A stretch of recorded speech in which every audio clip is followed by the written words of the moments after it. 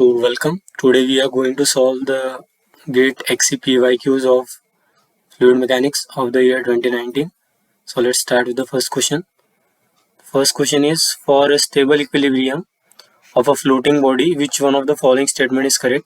We know that for a floating body, metacentric height is a criteria, and if metacentric height is positive, that means if metacenter lies above CG, then the body is stable. Body is under stable equilibrium. And if M is lying below CG, that is if metacentric height is negative, then M is below CG, then body will be unstable. So the for stable equilibrium, M must lie above CG or G must lie below M. So metacenter must be located below center of gravity. No, center of gravity must be located below the metacenter. So this is the correct statement.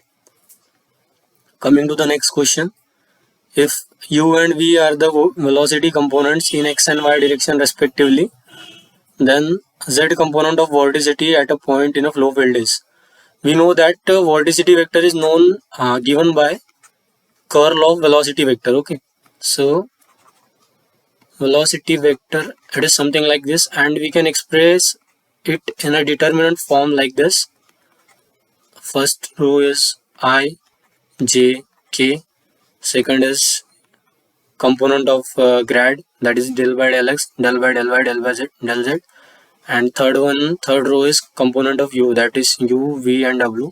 And for a 2-dimension, it is given by, that is gamma xy, or we can also write it as gamma, or it is omega. So omega xy or omega z is given by, it is del v by del x minus del u by del y. So this is how vorticity is expressed in 2-dimension, that is in xy plane. So correct option for this is option number B. So B is the correct answer.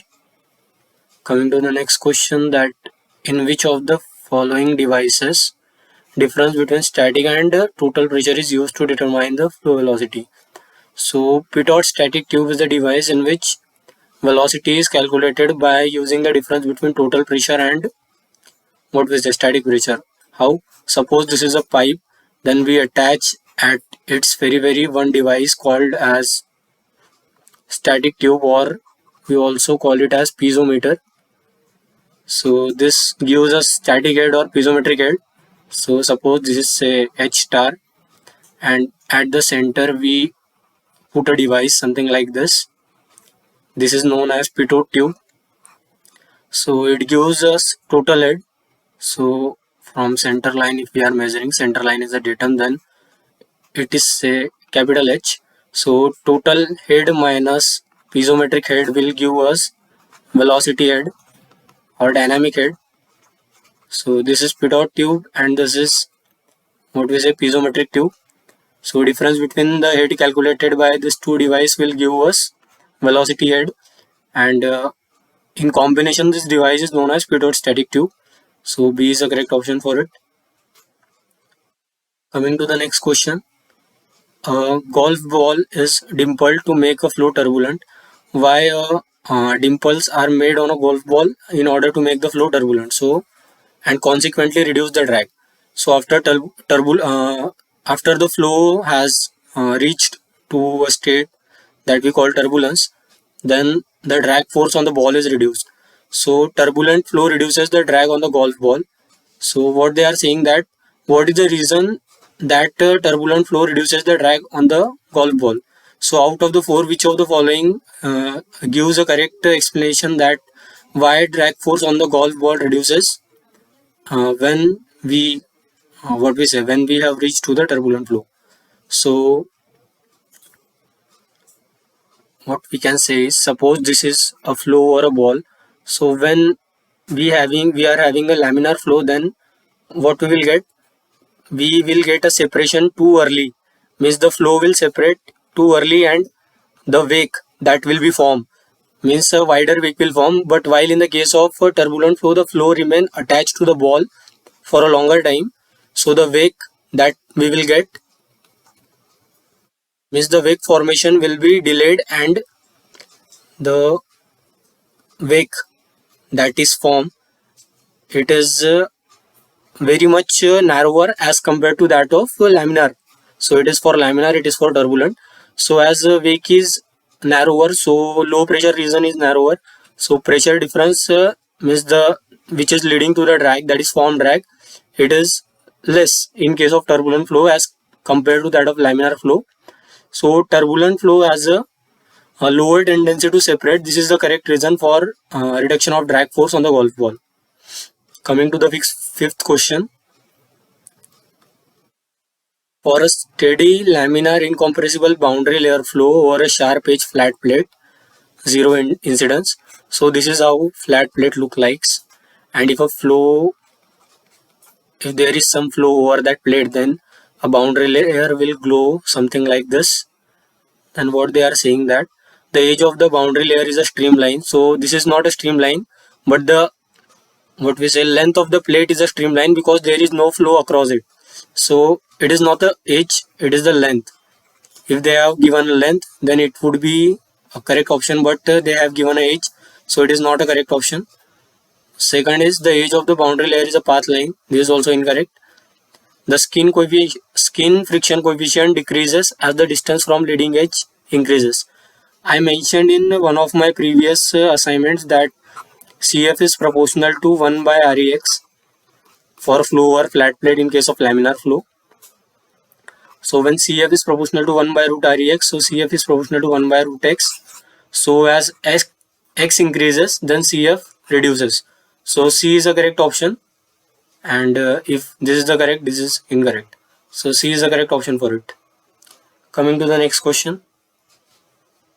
What they have given is that the power input P to a centrifugal pump is a function of volume flow rate Q, impeller diameter D, rotational speed omega, fluid density D, dynamic viscosity mu, and surface roughness epsilon. So the power which is supplied to the centrifugal pump is a function of all of these parameters. Means it's somewhat dependent on these all parameters that they have given. So to carry out a dimensional analysis using Buckingham Pi theorem, which one of the following sets can be taken as a separate set of repeating variables? So amongst this, which one of the following can be used as a repeating variable? So we know that for a repeating variable we have rule that means not a rule, but we must take one geometric parameter, one kinematic parameter, and one dynamic parameter. So in first option, Q is also kinematic parameter and omega, which is a rotational speed, it is also kinematic parameter. So it is not a convenient option. Similarly here, Q is a kinematic parameter, but epsilon and D both are geometric parameter. So this is also inconvenient. Similarly here, E and D are geometric parameter, and this is somewhat related to dynamic parameter. So this is also incorrect. So this is the only option which is satisfying this criteria. So D is the correct answer for it. Coming to the next question. Consider a two-dimensional laminar flow of water having viscosity, they have given us 10 to the power minus 3 Newton second per meter square between two infinitely long parallel plates 0.1 meter apart. So depth between the plate is given as 0.1 meter, that is separation, and the velocity profile at any location is given by, so velocity profile is given by 100 into 0.1 y minus y square, and y is measured from bottom plate. They have given like this is x, this is y. So the magnitude of shear stress acting on the bottom plate, so we need to calculate the shear stress acting on bottom plate, that is tau at y is equal to 0. So it is given by mu du by dy from Newton's law of viscosity at y is equal to 0. Mu is 10 to the power minus 3 and du by dy is 100 into 0.1. After putting y is equal to 0, this term will vanish after solving for du by dy. So what we will get is 10 to the power minus 2. So 0.01 will be the correct answer in Newton per meter square in SI units. So this is the correct answer for it. Coming to the next question. The maximum velocity in a fully developed laminar incompressible flow through a circular pipe of constant cross-sectional area is 6 meter per second. So U max they have given 6 meter per second, And for all these conditions, we know U max and U average are related by U max is equal to half of U average. For all these conditions, means whatever cross sectional area, incompressibility, compressibility condition, whatever they have mentioned, for this condition U max is given by this formula. So we need to calculate average velocity. I think I made a mistake. So U max will be 2 times average velocity. So average velocity is U max by 2. U max is 6, so average velocity will be 3 meter per second. So for it, 3 meter per second is a correct answer. Coming to the ninth question, the theoretical discharge for the flow through orifice meter is this much. So its Q theoretical is 40 meter cube per second. And if the measured discharge in an experiment is 32 meter per second. So Q actual is given as 32 meter per second. So what we need to calculate is discharge coefficient. So discharge coefficient is given by Q actual by Q theoretical. Q actual is 32, Q theoretical is 40. So 8 4s are 32, 8 5s are 40. So I think 0.8 is the correct answer for it. This is the correct answer. Coming to the next question. Consider a flow between two infinitely long parallel plates of large width separated by a distance 2h. Upper plate is moving with a constant velocity u while lower plate is stationary. The volumetric flow rate per unit width of the plate is. So in order to calculate the volumetric flow rate, first of all we need to calculate the velocity profile. So let me draw the problem definition like this.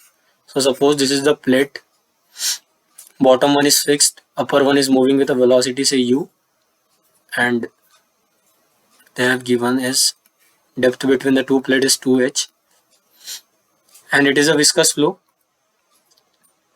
So volumetric flow rate per unit width. So suppose B is a width in this direction. So we need to calculate Q by B for this problem. So from Navier-Stokes equation we know grad P plus mu del square V bar plus rho B bar is equal to mu F bar.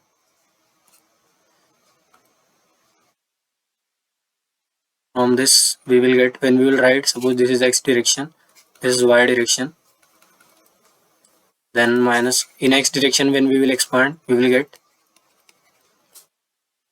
plus no, there is no body force in x direction, so it will be 0, and mu acceleration component in x direction. For steady flow we can write u du by dx plus v du by dy plus for two dimensional flow w component will be 0. So that's it.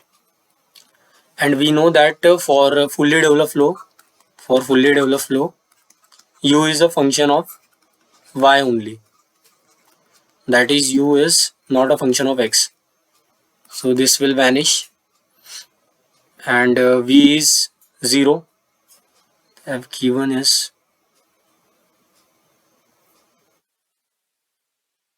they mentioned nothing about v, so we will take v as 0 here.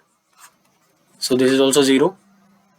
What we will get, dp by dx plus mu del square u equal to 0, and the flow is solely due to the velocity that is imposed on upper plate. So they have mentioned nothing about pressure gradient, so we will also neglect it. So it will also become equal to 0. So mu del square u is equal to 0, which will means u is not definitely u is not equal to 0, mu is not equal to 0, so del square u is equal to 0.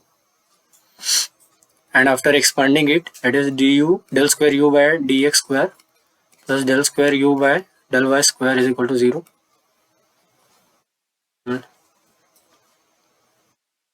We know that for fully developed flow u is not a function of x. So this term will vanish. What we will get is d square u by dy square is equal to 0. This is 0. So u is only function of y because it is 2D flow and it is not a function of x. So we will write it as d square u by dy square is equal to 0. And after solving this differential equation, what we will get, du by dy is some constant say a, and again after solving we will get ay plus b. So this is how velocity profile will look like. So it is nothing but, and the problem is this plate is fixed, it is moving with u, and gap between them is 2h. This is x-axis, this is y-axis, and we calculated u as ay plus b. So at y is equal to 0, u is equal to 0, u is equal to 0 at y is equal to 0, so b is equal to 0. Then u is equal to ay, and at y is equal to 2h, u is equal to capital U. So u is equal to a into 2h. So from here we will get value of a as u by 2h. So this is the value of a. Then u will look like something like this. That is u by 2h times y. This is how u will appear. Then we need to calculate the discharge. So for discharge, suppose this is the plate. These are two plates. It is moving with u, and this is x. This is y coordinate. This is x coordinate, and it is the depth, say b. So if we take a element like this, then it is at a distance, say y, and its height is dy, and it is b, and we know flow rate is nothing but q is equal to integral u times dA, and u is equal to u by 2h times y, and dA here is it's dy into b, and we need to calculate q by b. So b will come out of the integration and go this side, then u by 2h into y dy.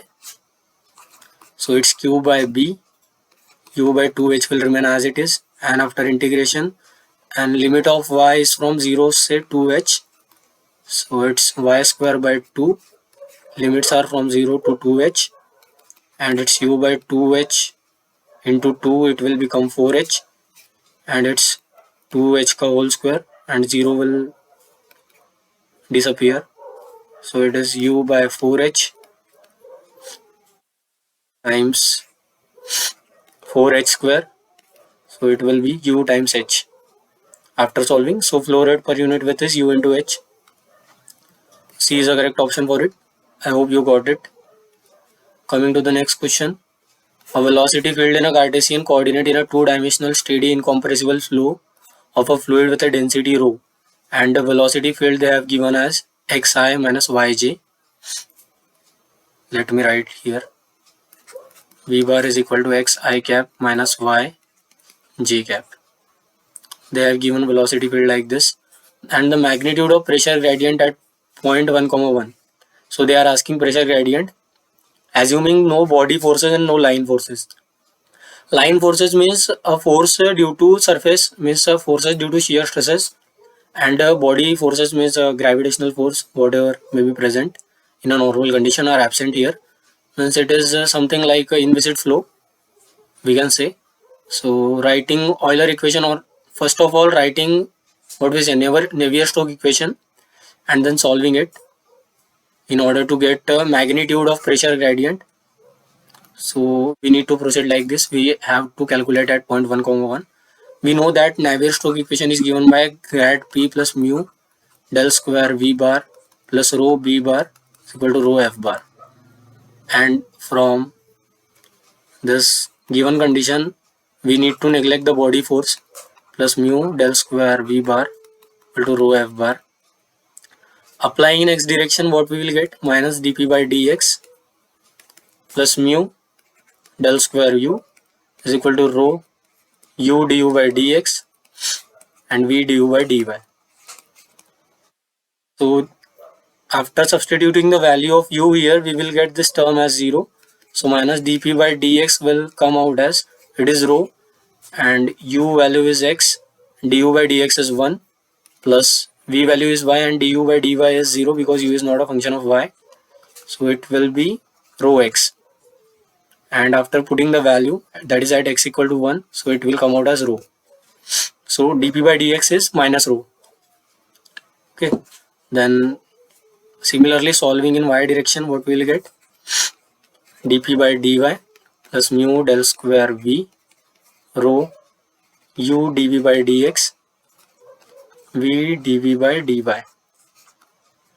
So this term will be again 0. You can check by putting the value of v here, and minus dp by dy will come out as rho times u, and v is not a function of x, so it will be 0, and v is nothing but minus y, and dv by dy, that is derivative of minus y with respect to y, is minus 1. So it will always also come out as rho into y, and putting y is 1, so it is rho. So dp by dx is minus rho, and dp by dy is also minus rho. We need to calculate the magnitude of pressure gradient, that is, it is x component, that is I component, it is j component. So in your order to calculate magnitude, that is dp by dx, sorry,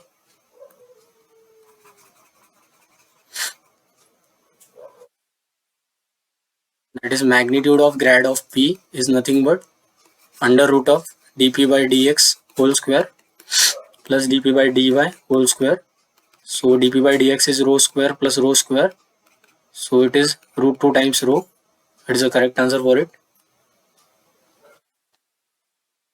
Root 2 rho, A is the correct answer for it. A two-dimensional velocity field in a Cartesian coordinate is given by like this.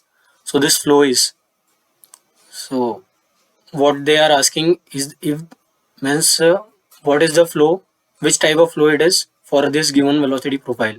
So in order to judge it is incompressible or not, we need to calculate divergence of velocity vector. It is nothing but d by dx of u plus dv by dy. For 2D flow it is sufficient. So du by dx is 0, and dv by dy is also 0. Why? Because u is y, y is not a function of x, u is not a function of x, v is not a function of y, so it is 0. So the flow is incompressible. After it, we need to check for irrotationality. So we will calculate omega xy. It is dv by dx minus du by dy, but half of. So it is half of dv by dx is, it is v, and dv by dx is minus 1, and dv by dy is also minus 1. Why? Because this is minus and du by dy is 1, so it is nothing but minus 1. So omega xy is not equal to 0, means the flow is rotational, so it is incompressible and rotational. C is the correct answer for it. 13th question. The streamlines in a free vortex flow are concentric circle. So we know that the streamlines are concentric circle in a free vortex whose velocity profile v theta is given by c by r, and vr is equal to 0 for a free vortex, and there exists only radial component of velocity field in a free vortex flow. So radial component is 0, so this statement is incorrect. So reason is false and assertion is true. C is the correct answer for this. Coming to the 14th question. What they have given is the velocity component in a Cartesian coordinate in a two-dimensional incompressible flow are. Velocity components are given. U is equal to e cup power y cos x, e raised to power y cosine of x, and v is equal to e raised to power y sine of x.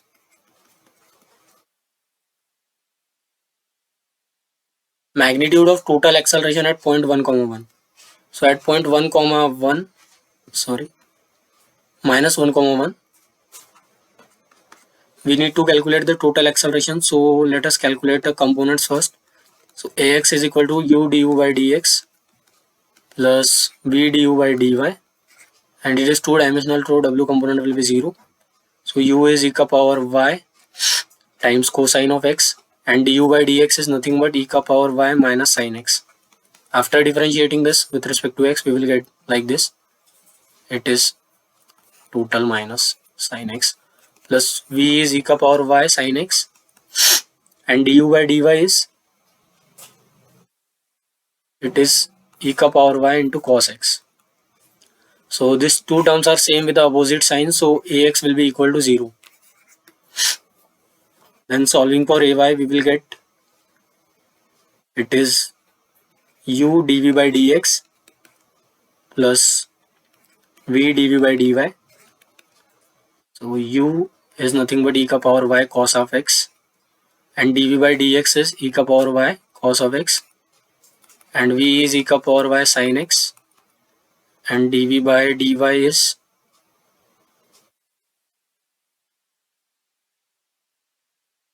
it is also e ka power y sin x. When we will differentiate v with respect to y, so sin x will be constant, e ka power y ka differentiation will be e ka power y only. So it's e raised to power 2y. Why? Because e ka power 1 into e ka power 1 is equal to e ka power 2, that is e ka power 1 plus 1. So exponents get added, that's why we are adding it. So e ka power 2y. So it's cos square x plus sin square x. It is e ka power 2y.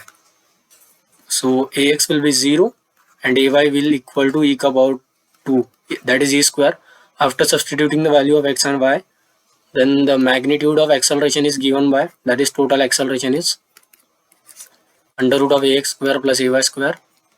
So ax square is 0, ay square is e square whole square, that is e square. So magnitude of a is e square. D is the correct answer for it.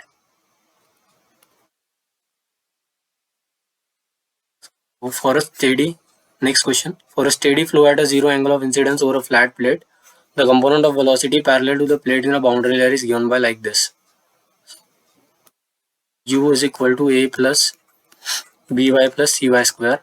For a flow over a flat plate, suppose boundary layer is like this. This is how flat plate look like. Flow is approaching with a uniform velocity, say u infinity, or what they have given. U is the velocity parallel to the wall. So it is not u infinity, it is u. Then if mu is the coefficient of dynamic viscosity and mu is the velocity parallel to the wall at the edge of the boundary layer, and delta is the boundary layer thickness. So what is boundary layer thickness? The vertical distance measured from the wall to the distance where the velocity reaches 0.99 times u infinity, that distance is known as a boundary layer thickness. So suppose here it is delta. The next is the wall shear stress is given by, so for this condition they are asking to calculate the tau wall. So how we need to calculate it? First of all, we have to find the constant a, b and c, so that we will get the velocity profile in its complete form, and thereafter we need to calculate the tau wall. So tau wall is given by nothing but it is mu du by dy. Wall means suppose this is x and this is y, so wall means at y is equal to 0 because y is measured from wall.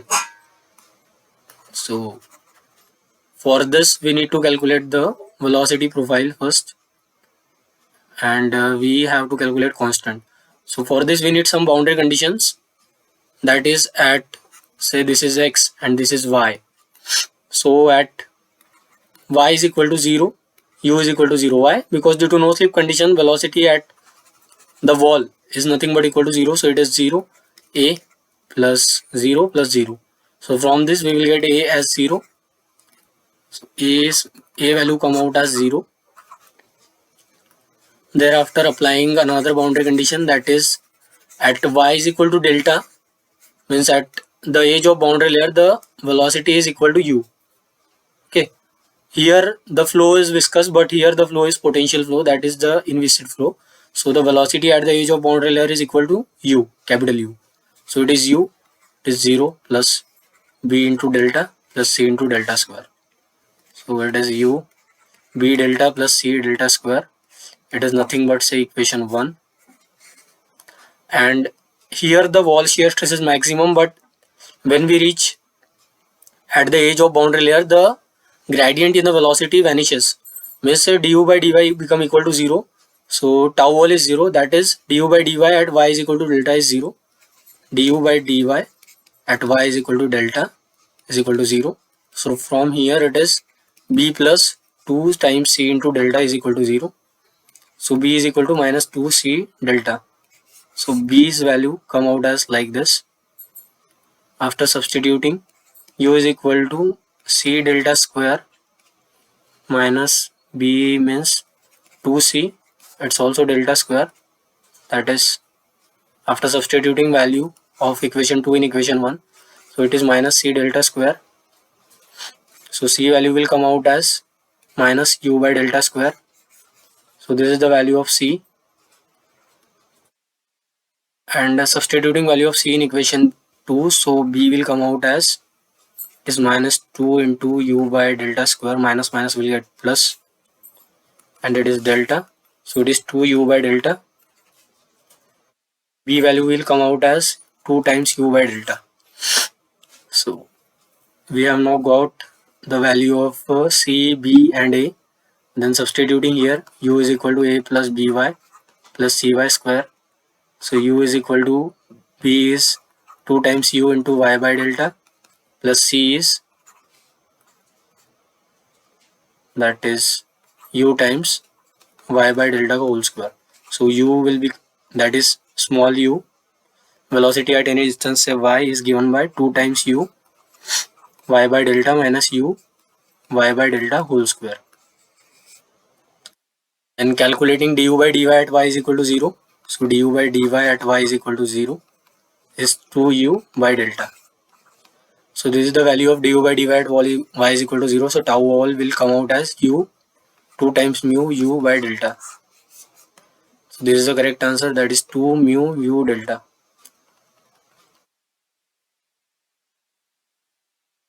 Mu delta. So B is the correct answer for this. So 16th question. A fluid with a constant density 1 kg per meter cube, rho is given. Flow past a semi-cylindrical structure with a free stream velocity, that is U infinity, is given as 2 meter per second, and the difference in the static pressure at point P and Q, that is PP minus PQ, is given as 10 Newton per meter square. If the gravitational acceleration is 90 meter per second square and the flow assumed to be potential. Suppose flow is a potential flow and the value of G is given as 10 meter per second square. So what is the radius? Means this height they are asking to calculate.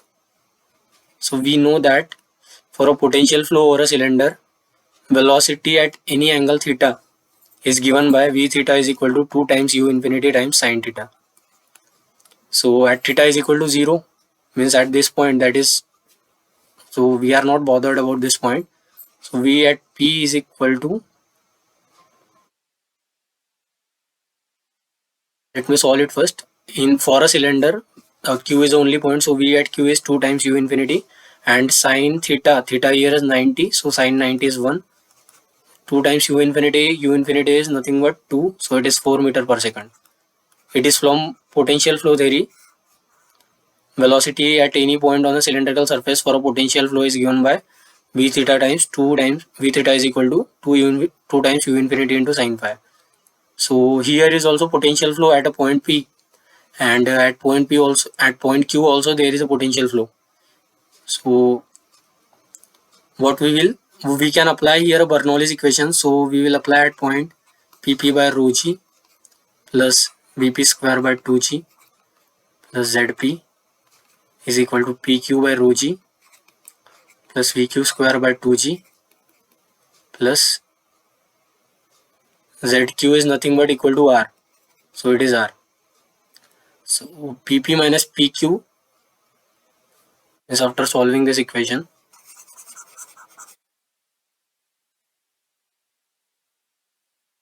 PP minus PQ by rho g plus Vp square minus VQ square by 2g, and Zp is 0 because P is the datum. From here we are measuring the height, so we will get R like this. PP minus PQ by rho g is 10 by 10 into rho is 1, it is 1, plus Vp square is, here velocity is 2, it is 2 square, here it is 4 square by 20, because 2 into 10 is 20, so it will come out as 1 plus 2 square is 4, 4 square is 16, and divided by 20. 16 minus 4 is 12, so 12 by 20, 4 3s are 12, 4 5s are 20, so its value will come out as 0.6. So 1 minus 0.6, why? Because it will come out as negative 4 minus 16 is minus 12 by 20. So 1 minus 0.6 will be 0.4. 0.4 is the correct answer. So for this question, 0.4 is the correct answer. What you need to remember is, for a potential flow over a cylinder, velocity at any angle theta, means at any point, velocity is given by v theta is equal to 2 times u infinity times sine theta. So this thing we can obtain from a potential flow theory. So for this question, this is the important thing that you need to keep in mind. Coming to the next question. The mercury manometer as shown in the figure below is connected to a water pipe at one end, while other end is open to atmosphere. The density of water is 1000 kg per meter cube. The specific gravity is 13.6. The gauge pressure Pw they are asking. So for 17th question, we know that for hydrostatic condition, dp by dy is minus rho g, and p is equal to minus rho g y plus c. So y is the distance measured in upward direction. So if we are moving upward, pressure is decreasing, and if we are moving downward, so pressure is increasing. Similar concept we will apply here. So we will trace a circuit like this. So if we are moving down, then pressure is increasing, and if we are moving up, then pressure is decreasing. Or we can do it in a little different manner, like this, say. So suppose at the same horizontal level the pressure remains same. So this is the same horizontal level. So first we will calculate from here and then from here and equate both of them. So from here we will get Pw plus, it is rho water times g times 5 into 10 power minus 2. Why? Because we are moving in a downward direction, that's why positive. So it will be, say, equal to P. Suppose pressure at this point is P, and moving from here we will get P naught plus, it's rho mercury g into 0.35. 0.35 minus 10, that is, this distance will be equal to 0.25.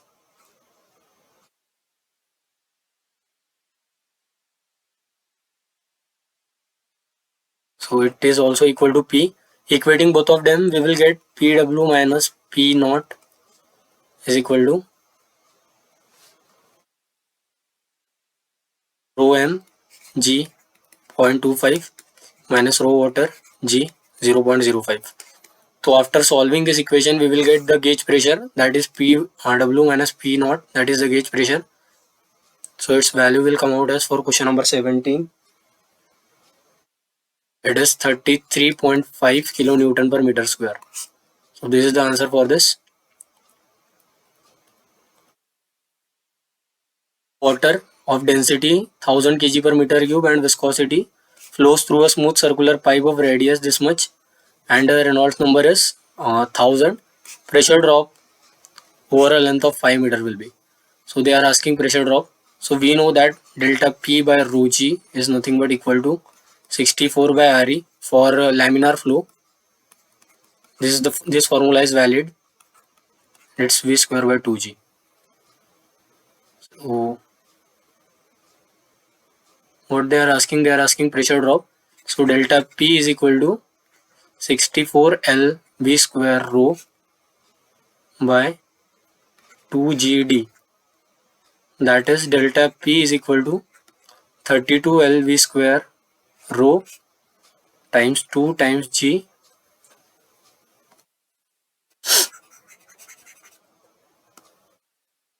is 64 L V square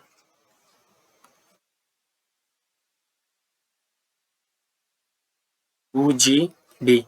So this is how pressure drop will be given. So what is unknown here? Length is known to us, that is 5 meter. Density is known to us, and it is also Reynolds number is also given into Reynolds number. So Reynolds number is known to us, dia is known to us, g is known to us. Only unknown is v. So how do we calculate v? So v is calculated from Re is equal to rho Vd by mu. So Re is known as 1000. V is known. So rho is also 1000. V into d is nothing but equal to 0.05 times 2, that is nothing but d, and mu is 0.001. So it is 0.001 times, after solving,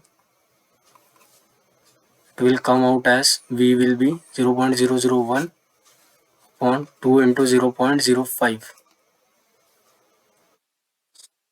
Come out as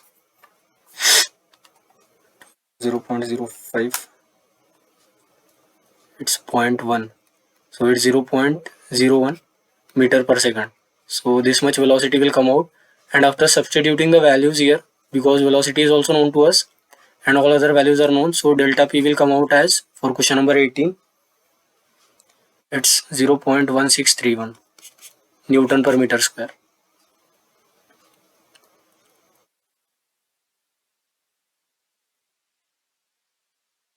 So for a uniform flow from any question with a velocity of 2 meter per second and an x direction approaches a line source placed at a x axis at a distance 1 meter, 0.1 meter from the origin. So suppose this is the x axis, this is the origin, this is y axis. So source is kept at a distance of 0.1 meter from origin. So this is origin, and a uniform flow is approaching. So uniform flow is having a velocity, say u infinity. So u infinity is given as 2 meter per second, and for source we know that velocity is given by k by r, and source means a flow originating from a given point is known as source, whose velocity means whose radial velocity is given by k by r, and v theta is 0. So this is known as source flow. It is a kind of potential flow. So at a distance, so after shifting the origin, say, means to the right, what we will get, this is as a new origin. So suppose source is located at the origin, and they are asking what if origin is a stagnation point. So this old origin is a stagnation point. So when the velocity from the source reach here, its velocity will be equal to v is equal to k by r, means r at 0.1. So k here is known as a strength of source, and the velocity here will be like this, that is in negative x direction. So it is like this, means r is minus 0.1. So v will be like minus k into 0.1. It is from this side, and the uniform velocity will approach here from this side, that is u infinity. So v plus u infinity is equal to 0, that is at r is equal to 0.1. The sum means the resultant velocity is 0. Why? Because this old origin is a stagnation point. So v is nothing but k by 0.1 plus u infinity is 2, it is equal to 0. So k is equal to 0.2 is the correct answer. So 0.2 is the strength of, what we say, strength of the source. So 0.2 is the correct answer for this. Coming to the next question. In a steady incompressible flow past a smooth stationary sphere, drag force F depend on the velocity, diameter, dynamic viscosity, density of the fluid. Experiments are conducted on the same sphere at the same flow velocity using two different fluids. So only fluid are changed, and the density of the second fluid is 2 times that of first fluid. Rho 2 is 2 times rho 1, and the dynamic viscosity, that is mu 2, is n times mu 1. So this is the given data, and non-dimensional force remains same in both the experiment. So the value of n is given by, they are asking the value of n. So for this we know Reynolds number will also have to remain same in order to maintain dynamic similarity, as this is viscous flow. So Reynolds number for first case is equal to Reynolds number for second case, that is rho 1 u d by mu 1. Why? Because u and d are same for both the cases. They have given same flow velocity and same diameter, that is same sphere, is equal to rho 2 u d by mu 2. So rho 1 is nothing but 2 times rho 2 to mu 1, rho 2 is rho 2, and u2 is n times mu 1. So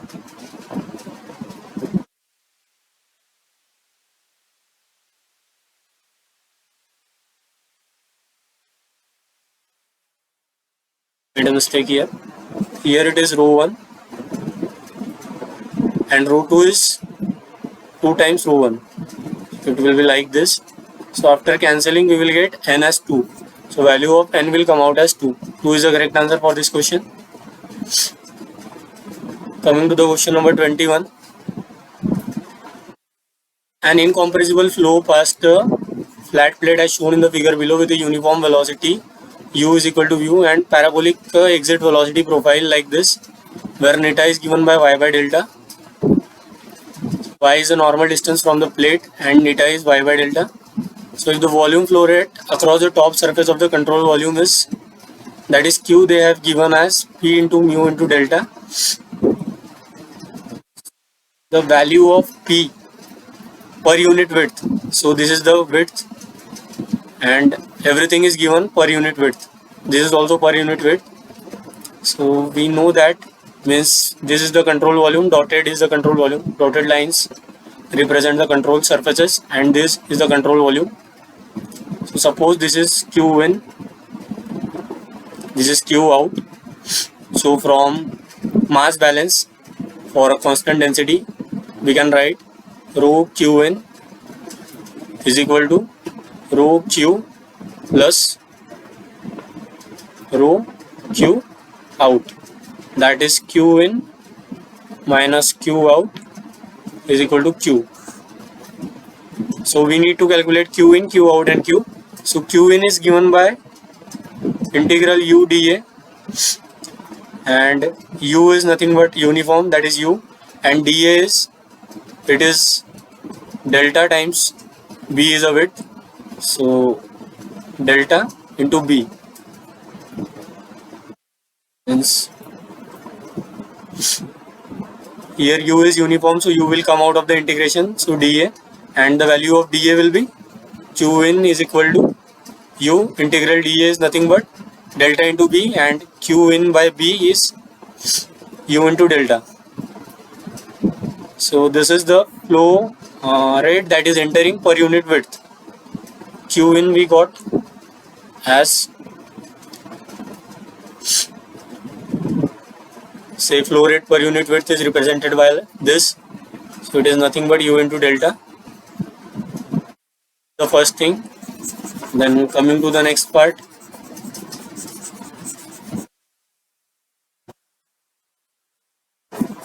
so q out is given by integral u and it is the width. So the area at a distance y, infinitesimal area, is given by, so at a distance y, suppose this is height dy and it is width b, so area is given by y into dy into b. It is nothing but q out by b, integral u into dy, and dy is varying from 0 to what we said delta. So q out by b and u is nothing but u times 2 neta, that is 2 times y by delta minus y by delta का whole square into dy.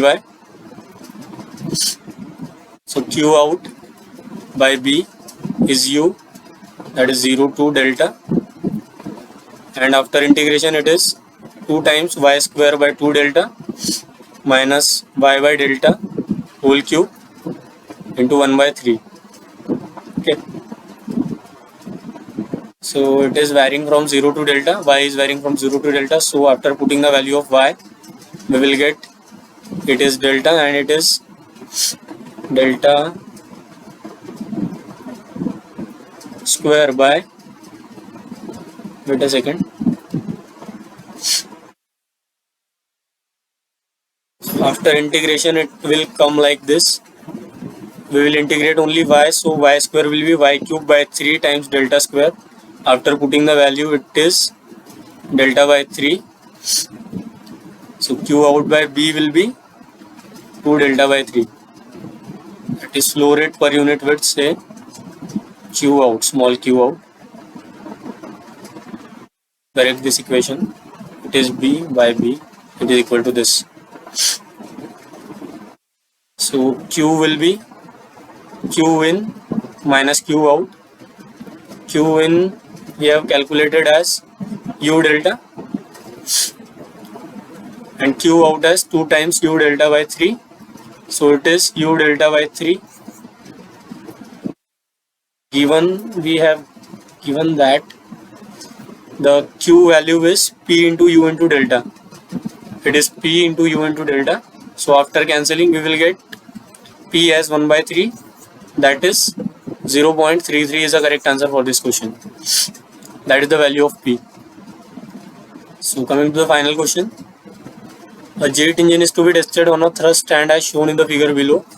The condition prevailing in a typical test are as follows: intake air velocity V1 as 100 meter per second, axial gas velocity, axial exhaust velocity, that is V2, it is 250 meter per second, and intake cross section area is 1 meter per square, and intake static pressure, that is P1 minus P ATM, is minus 22 kPa.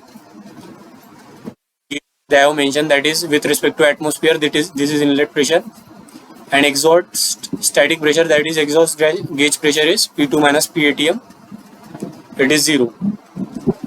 So what will be the anchoring force, that is this means the force that will be exerted by this thrust stand that they are asking to calculate. So mass flow rate is also given, that is 100 kg per second.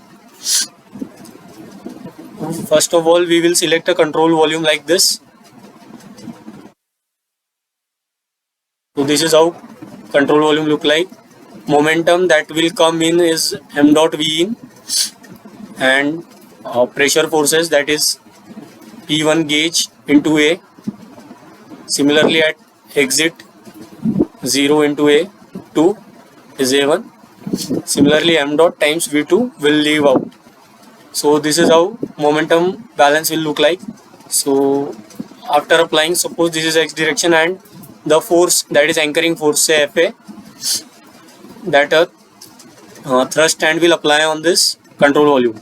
So net force in x direction plus m dot in V in x direction is equal to m dot out V out in x direction.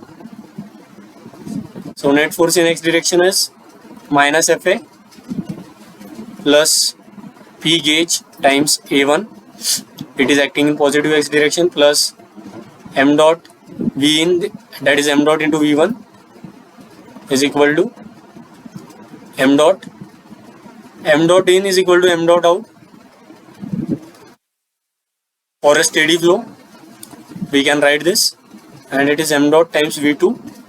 So this is how momentum balance will look like in x direction. Minus Fa is equal to m dot V2 minus V1 minus Pg into A1, minus Fa is equal to m dot is 100 kg per second, V2 is 250 and V1 is 100, minus Pg is minus plus, so it is plus 22 kilopascal, and A1 is 1. So it is 100 into 150 plus 22 into 10 ka power 3. So it is 15 into 10 ka power 3 plus 22 into 10 ka power 3. So it is 3, 7, 10 ka power 3. So it is 37 kilonewton is the correct answer. So this is the anchoring force, whose value is 37 kilonewton. They are asking in kilonewton. So for this question, 37 kilonewton is the correct answer, and thanks for watching.